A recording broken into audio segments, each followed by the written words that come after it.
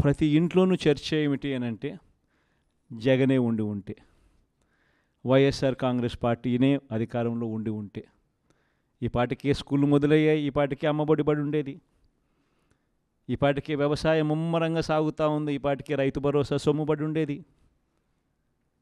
ఈ పాటికే అక్క చెల్లెమ్మలకి అందరికీ 0 వడ్డీ కింద డబ్బులు పడి ఉండేటివి, ఈ పాటికే పిల్లలకు విద్యా దీవెన కింద వసతి దీవెన కింద వాళ్ళకు సంబంధించిన పూర్తి ఫీజులు వాళ్ళ తల్లుల ఖాతాల్లోకి పడి ఉండేటివి, ఈ పాటికే మత్స్యకార భరోసా కూడా పడి ఉండేది, ఇంకా కాస్త ముందుకు పోతే ఈ పాటికి వాహన మిత్ర కూడా పడి ఉండేది అన్నది ప్రతి ఇంట్లో కూడా ఈరోజు చర్చ జరుగుతూ ఉంది. స్కూళ్ళు నాశనం అయిపోతూ ఉన్నాయి. ఇంగ్లీష్ మీడియం అనేది